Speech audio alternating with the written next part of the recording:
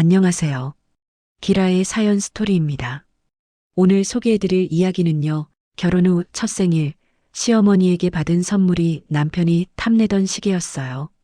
그날 이후 저는 시어머니와 선을 그었습니다. 정성과 마음이 오해로 바뀌고 사랑이 차가운 선물로 돌아왔던 한 며느리의 이야기. 끝까지 들어보시면 마음 깊이 와닿는 진짜 사이다 결말을 만나실 거예요. 오늘의 사연 시작합니다. 결혼을 한 지 이제 겨우 2달 남짓되었습니다. 서유는 새벽부터 부엌 불을 켰습니다. 어머님 첫 생신이니까 정성껏 해야죠. 그녀는 미역국에 갈비찜, 잡채, 생선구이까지 준비했어요. 태주는 옆에서 그런 아내를 바라보며 감탄했었습니다. 우리 자기 정말 대단하다. 어머니가 분명 좋아하실 거야. 서유는 미소 지으며 말했죠. 이런 날엔 음식보다 마음이 더 중요하잖아요. 시댁에 도착했을 때 어머니 정옥은 의외로 놀란 얼굴로 맞이해 주셨어요. 이 많은 걸 다 내가 했니? 네, 어머님. 직접 만들었어요. 정옥은 잠시 미소를 지으며 말했죠. 우리 며느리 손이 아주 야무지네. 식탁 위에는 따뜻한 음식 냄새가 가득했고 서유는 정성껏 준비한 봉투를 내밀었어요. 어머님, 생신 축하드려요. 현금 50만 원이랑 백화점 상품권 50만 원에서 총 100만 원이에요. 정옥은 놀라며 손사래를 쳤습니다. 아니, 부담스럽게 왜 이렇게 했니? 하지만 얼굴엔 은근한 미소가 번졌었죠. 그날 저녁 집으로 돌아오는 길, 태주는 웃으며 말했어요. 당신 덕분에 어머니 기분 완전 좋아하셨어. 서유는 조용히 고개를 끄덕였죠. 그래요. 앞으로도 잘해야죠. 이제 가족이잖아요. 그녀는 그날 밤 안도 섞인 미소로 잠이 들었어요. 아직은 따뜻했던 시어머니의 말과 눈빛이 그녀 마음속에 남아 있었거든요. 결혼한 지 3달이 되었을 무렵 봄이 찾아왔어요. 벚꽃이 피고 공기가 한결 따뜻해졌죠. 그날은 남편 태준의 생일이었습니다. 서윤의 친정 부모님은 일찍부터 연락을 주셨습니다. 너희들 결혼하고 맞는 첫 사위 생일인데 그냥 넘어가면 섭하지. 둘이 같이 와라. 사위 생일상 차려놨는데 같이 함께 식사해야지. 점심 무렵 2사람은 친정집으로 향했어요. 상 위에는 한정식집 못지않은 음식이 차려져 있었죠. 소갈비찜, 도미구이, 잡채, 새우튀김, 미역국까지. 식탁 가득한 음식 냄새에 태주는 눈이 휘둥그레졌습니다. 장모님, 이거 다 직접 하신 거예요? 그럼 오늘 사위 생일인데 더구나 결혼하고 맞는 첫 생일인데 챙겨야지. 장인도 웃으며 술잔을 내밀었어요. 사위가 있어야 집이 환하지. 앞으로도 우리 서윤이 잘 부탁하네. 태주는 어색한 듯 웃으며 잔을 받았어요.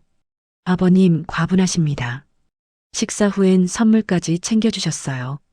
정장 한 벌과 고급 가죽 서류 가방이었죠. 회사 다니는 사람은 옷빨이 생명이야. 장모의 말에 태주는 감동한 듯 미소를 지었어요. 감사합니다. 정말 너무 과하신데요. 사위 첫 생일이잖아. 서윤은 부모님 옆에서 흐뭇하게 웃었어요. 그날 저녁 태주는 서윤과 함께 시댁으로 들렀어요. 문을 열자 어머니 정옥이 팔짱을 낀 채 말했어요. 태준이 생일 잘 챙겨주셨다면서? 태준은 잠시 머뭇거렸어요. 예, 어머니 처가집에서 잘 챙겨주셨어요. 그래, 그런데 사돈이 나한테 전화 한 통 없더라. 좋은 아들 사위로 주셔서 고맙다는 말은 할 줄 알았는데. 태준은 당황한 듯 웃으며 대답했어요. 그건 처가집에서 해주신 거라. 아니, 그런데 어머니, 왜 사위 생일에 또 어머니 생신에 장인어른 장모님께서 어머니께 전화까지 드려야 해요? 정옥은 미묘하게 입술을 굳혔습니다. 그래도 예의라는 게 있잖니. 가까운 사이일수록 챙겨야 하는 거야. 어머니의 말에 태주는 반박하며 나섰다. 그렇게 말씀하시는 어머니는 예의 지키셨어요? 시어머니 표정은 굳어지셨지만 다른 말씀은 하지 않고 넘어가셨습니다. 그날 그 대화는 그리 길지 않았지만 그날 이후 어머니의 말투에는 묘하게 차가운 기운이 스며들기 시작했어요. 집으로 돌아오는 길, 서윤은 창밖을 보며 말했죠.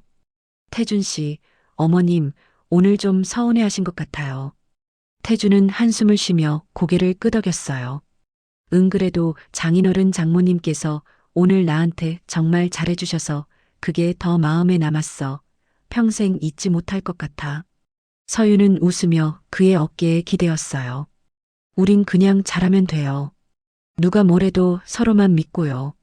하지만 그날 밤 이후 정욱의 눈빛은 예전과는 달라졌습니다. 그녀는 서윤을 향한 시선을 조금씩 바꾸기 시작했죠. 결혼한 지 거의 1년이 되어 가던 10월 초였어요. 가을 햇살이 부드럽게 내려앉던 날, 그날은 서윤의 첫 결혼 후 생일이었습니다. 아침부터 친구들의 축하 메시지가 도착했지만 서윤은 담담했어요.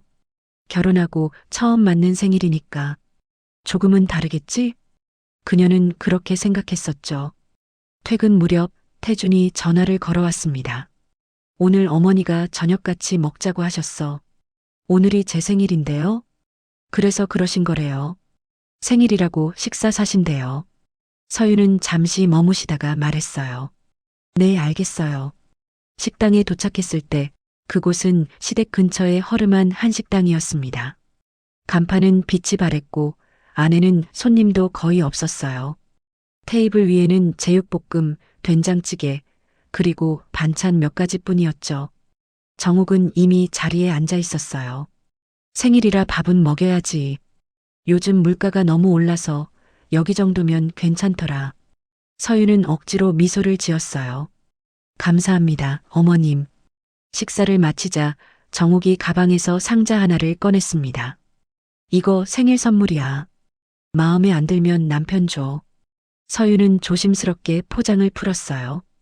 그 안에는 반짝이는 명품 남성용 시계가 들어 있었습니다. 묵직한 금속 밴드, 크고 남성적인 디자인. 순간 서윤의 손이 멈췄습니다. 정욱은 그 표정을 놓치지 않았죠. 괜찮지? 요즘은 여자들도 이런 스타일 많이 찬대. 내 남편이 예전에 예쁘다고 했던 거라서 혹시나 해서 사봤어. 서윤은 잠시 말을 잃었어요. 감사합니다, 어머님. 그 말 외에는 아무 말도 할 수 없었죠. 식당을 나서며 찬바람이 불어왔어요. 태준이 조심스레 물었어요. 자기 괜찮아? 괜찮아요. 서윤은 짧게 대답했어요. 하지만 집으로 돌아오는 길 내내 그녀의 눈빛은 점점 식어갔습니다. 내가 받은 선물이 남편이 갖고 싶던 거라니. 그녀는 집에 돌아와 시계 상자를 식탁 위에 올려놓았어요. 조명에 반사된 금속빛이 유난히 차가워 보였죠. 이건 선물이 아니라 마음의 순서 같네요. 그녀는 혼잣말하듯 중얼거렸습니다.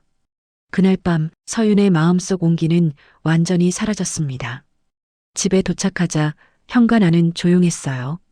서윤은 구두를 벗으며 짧게 숨을 내쉬었죠. 그녀의 손에는 여전히 시계 상자가 들려 있었습니다. 식탁 위에 상자를 내려놓자 탁 소리가 울렸어요. 짧았지만 묘하게 공기가 식어버렸습니다. 태주는 뒤따라 들어오며 어색하게 말을 꺼냈어요.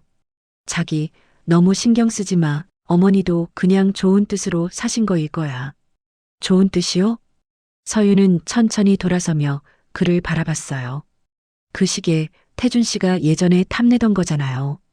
그걸 어머님이 기억하고 제 생일 선물로 주셨어요. 그리고 마음에 안 들면 남편 주라고 하셨죠. 태준은 잠시 말이 막혔어요. 그건 그냥 말씀을 그렇게 하신 거겠지. 그냥 말씀? 서윤의 목소리는 차분했지만 눈빛은 단단했어요. 오늘 제 생일이었어요. 결혼하고 처음 맞는 생일이었는데 싸구려 식당에서 제육볶음 한 접시 먹고 남편 시계 선물을 받았어요. 태주는 고개를 숙였어요. 미안해. 내가 조금 더 챙겼어야 했는데. 괜찮아요. 대신 기억해요. 서윤은 상자를 닫으며 조용히 말했죠. 어머님, 아버님이랑 제 부모님이랑 우릴 어떻게 대하시는지. 그녀는 잠시 웃었어요. 우리 부모님은 태준 씨 생일날 정장 세트에 가죽 가방까지 선물하셨죠. 아버지께서 직접 고른 선물에 엄마는 태준 씨 먹일 음식들을 만들고 대접하셨죠. 그게 마음이에요. 태준은 아무 말도 하지 못했어요. 서유는 시계를 바라보다가 낮게 중얼거렸어요. 이건 그냥 확인이었어요. 누굴 먼저 생각하는지 이제 확실히 알았네요. 그녀는 자리에서 일어나 방으로 들어갔습니다. 조용한 거실에는 시계 상자만 남아 있었어요. 그 반짝임은 차갑고 낯설게 느껴졌습니다. 다음 날 아침 집안은 조용했어요. 식탁 위에는 여전히 시계 상자가 놓여 있었죠. 창문 사이로 들어온 햇살이 금속 표면에 닿아 묘하게 차가운 빛을 냈습니다. 태주는 커피를 한 모금 마시며 상자를 바라보다가 조용히 중얼거렸어요. 환불해야겠어. 직장에는 월차를 내고 백화점에 가기로 했습니다. 평일 오픈 시간에 맞춰 백화점에 갔더니 조금은 한산했어요. 어머니가 시계를 산 시계 매장을 찾아갔습니다. 직원이 미소를 지으며 다가왔죠. 어떤 걸 도와드릴까요? 이 시계 환불 가능한가요? 어머니가 사주신 건데 영수증이 없어요. 직원은 시스템을 조회하더니 조심스럽게 고개를 들었어요. 상품권 50만 원에 현금 30만 원 추가 결제된 건이에요. 태준의 손이 굳었어요. 상품권이요? 직원은 결제 내역을 프린트에 건넸습니다. 종이 위엔 선명히 찍혀 있었죠. 백화점 상품권 50만 원. 그 순간 지난 겨울 어머니 생신날 새벽이 떠올랐어요. 부엌에서 분주하게 움직이던 서윤의 뒷모습, 어머님 첫 생신이니까 현금 50이랑 상품권 50 드려요. 그녀의 밝은 웃음, 그리고 어머니의 말. 아휴, 부담스럽게 왜 이래. 태준의 가슴이 싸늘하게 식었어요. 그 상품권으로 시계를 사서 며느리 생일 선물이라고 줬다고? 손에 들린 프린트지가 미세하게 흔들렸습니다. 직원의 목소리가 멀게 들렸어요. 환불은 구매자 명의로만 가능하세요. 네, 알겠습니다. 그럼 수고하세요. 태주는 짧게 대답하고 매장을 나왔어요. 밖은 맑고 화창했지만 그의 얼굴은 굳어 있었습니다. 이건 단순한 오해가 아니라 모욕이에요. 그날 저녁 태주는 그대로 시댁으로 향했어요. 정옥과 아버지 영철이 거실에 앉아 있었죠. 왔니? 정옥이 무심히 물었어요. 태주는 조용히 상자를 테이블 위에 올려놓았어요. 어머니, 이 시계 얘기 좀 할게요. 정옥이 눈을 흘기며 물었죠. 왜 마음에 안 들어? 환불하러 갔다가 결제 내역을 봤어요. 상품권 50, 현금 30. 그 상품권 서윤이가 어머니 생신 때 드린 거예요. 순간 정옥의 표정이 굳었습니다. 그래서 뭐 어쩌라고. 상품권이면 다 돈이지. 내가 돈도 얹었잖아. 그건 어머니가 쓰시라고 드린 거예요. 정성으로 드린 건데 그걸로 제 시계를 사서 아내 선물이라 하셨어요. 태준의 목소리는 낮지만 단단했어요. 영철이 옆에서 낮게 말했어요. 여보, 그건 좀 그렇네. 며느리 생일인데 그건 아니지. 됐어요. 당신은 끼어들지 좀 말아요. 정욱은 손을 내저었어요. 태주는 상자에서 시계를 꺼내 테이블 위에 조용히 내려놓았어요. 이건 어머니가 가지세요. 이건 저한테 필요 없습니다. 정욱은 말이 막혔습니다. 영철은 고개를 숙인 채 짧게 말했어요. 태준아, 내 말이 틀린 건 아니다. 태준은 잠시 아버지를 바라보다가 고개를 숙였어요. 이제 서윤이 마음 제가 지킬 겁니다. 그는 고개를 숙인 채 집을 나왔어요. 손에는 구겨진 결제 내역이 쥐어져 있었죠. 그 종이 위의 숫자보다 더 무거웠던 건 아내가 받았던 상처의 무게였습니다. 며칠 뒤 주말 아침이었어요. 서윤은 부엌에서 커피를 내리며 창밖을 보고 있었습니다. 가을 햇살이 부드럽게 내려앉고 바람은 선선했어요. 태준이 조심스레 다가와 말했어요. 오늘 어머니께 전화드리려고. 서윤은 잠시 커피잔을 내려놓았어요. 그래요. 하세요. 아들이니까요. 같이 인사드릴까? 아니요. 전 괜찮아요. 안 할래요. 태준 씨만 전화 통화하세요. 서윤의 말투는 부드러웠지만 단호했어요. 앞으로는 태준 씨 혼자만 가세요.